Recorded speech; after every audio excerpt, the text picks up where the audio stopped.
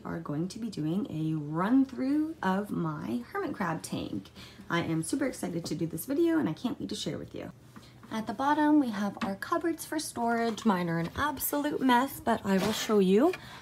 So I've got my buckets, my food, my air pump, decorations, all of these, a little bit of prime water just in case I need it for anything, topping up the water pools and such. So the first thing that I generally do every day, I wipe down this glass. As you can see, it's got some condensation and some splatter from the water pools. I think it's just the air stones are a little too powerful. I might look for some more flat air stones because these ones are the circular kind. Okay, so I have wiped down the glass, all of the splash off of there. I do want to say, if you do have condensation on your tank, you want to be wiping that down once a day at least, just so that your condensation doesn't run down the side of your tank into your substrate and cause a flood. If that were to happen, your water would fill all the way up to the top of your substrate and you would have to replace the entire thing. Considering I have just under 300 pounds of sand in my tank, that would be a pricey mistake to make.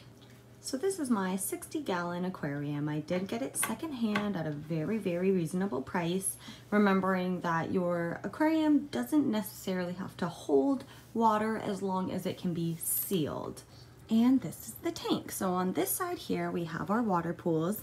They've got, of course, salt and fresh water, both. They have bubblers going in both of them. I've got just some rocks and shells to help them climb up into the water pools. They are partially in the substrate. I've got them doubled up in case I need to remove the pool completely to change the water. The rocks and shells in the bottom are a mix of all natural rocks, natural shells, and some of the rocks you can actually buy for inside of your aquariums, the glass pebbles. So they are all hermit crab safe. Along the back of the tank, I've got some of those coconut husk climbing walls. I have two here. I need to figure out a safer way to secure it because the crabs like to climb behind it. I do have the bottom open if they want to climb back there to get the heat for the heat mat. Just along the top, I don't want it flopping down. So I am using metal here to secure it, and I do check the metal every day for rust to make sure nothing is rusting and nothing is dangerous to the crab. In the coconut, I actually just poked some holes here to stick these fake aquarium plants in, and it just gives it a little bit more color and life on the back. These decorations I have here consist of hermit crab safe shells and plastic plants. These plastic plants I actually bought at the dollar store as a potted plant, and I took them all apart and I ended up with a lot of leaves. So that was a really good point. I think it was about $4 to buy that thing at the dollar store, and I achieved a lot with that. I'm not one for a shell shop so much. I do have a little one here, and this is just more because the shells were all over the tank. I personally like to have my shells on the sand, flipped up. If the crabs bury them, that is their choice. That's something that they like to do, and if they want to dig them back up and find them, then so be it. And if they want to stay down in the substrate forever, then that's okay as well.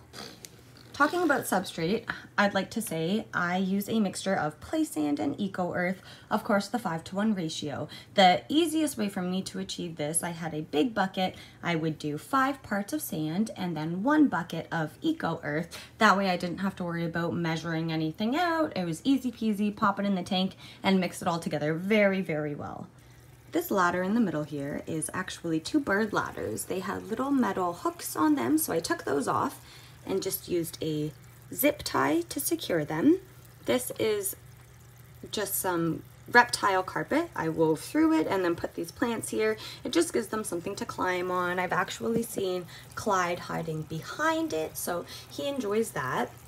This here is my moss, one of my moss pits. There's just some sphagnum moss in there. Sometimes I give it a little spritz with some prime treated water just to make it wet and give them a bit of a different texture, some more enrichment, and it's just held in a clay pot for plants. Continuing with moss pits, I've got another couple moss pits here. These are the oh so famous sink, soap, and sponge holders. They have suction cups on them. You just pop them on. I have a few rocks in the bottom of here. I have bark, I have moss. I've seen people use them as shell shops. They are absolutely amazing. They are so versatile. I highly, highly recommend these. I also have this one here. This one is my chia garden. So I've got just some moss in there with some chia seeds in there. I do not spray this one or anything. I just leave it go and the humidity in the tank does its thing. You'll notice here, my humidity is dropping. That is because I have the lid off of my tank. It is very, very important. You want to keep your humidity as steady as possible. So I'm going to try to do this video as quickly as I can. I generally try not to take the lid off completely if I'm going to replace their food or move some shells around or anything like that. I kind of just lift it, pop it in, switch whatever I need out, and then try and keep the heat and the humidity in there. Of course, I have my green saucer for them to walk on. I've only seen one of my crabs doing so, one of the smaller guys. I would like to, in the future, replace it with a wheel and silicone some pieces of hermit crab safe wood. I'm fortunate to be in Canada. We have maple, we have oak, we have birch. It's quite easy for me to go out and find those things. And the leaf litter, all of those things are very easy for me to find here. This little hide in the back is my absolute favorite because it is the crab's absolute favorite. 3 of my hermit crabs are currently down molting, so I have not seen them in probably about a month. They should be coming up soon. One of them is a smaller guy, Sebastian. He should be up very soon. My 2 biggest crabs are also buried, so we're not sure when they will be up. But this hut in the back is where I find my remaining 3 hermit crabs constantly. I'm not sure if we're going to be able to see them in there because it's pretty dark and I don't really want to pull out the flashlight, but yes, that is where they are. They hide in it, they hide under it, they go behind it, they climb up on the inside and hang upside down in it. They completely love it. It is a hermit crab safe wood. No, it's not wood, it's hay. It's Timothy hay, I believe. I think I got it at PetSmart. It wasn't very expensive. And I just went in with scissors and made the doorway a little bit wider so my bigger crabs can get in there. I would like to make a point about taking your lid completely off. My lid is a piece of glass that I took from a table I had and have placed it on the top. It's heavy enough, it makes a complete seal, it works perfectly. I would like to maybe get it cut a little bit smaller. Hermit crabs are very well known escape artists. So if you have a situation like mine where there is a possibility of them escaping, you want to be present at all times. If not, you want to pop your lid back on just because, God forbid, your hermit crab was to climb out and fall this distance here. That would not be good. Even though it's on carpet, hermit crabs are very delicate creatures and you don't want them to lose a limb or crack a shell or any of those things that can be very, very detrimental to their health. So just always keep an eye on your tank. You may not see it, but they are fast, they are strong, they can escape. Believe me, it has happened. Next, I'd like to talk to you about food. I am not going to go in full detail about their food. That is a time for another video.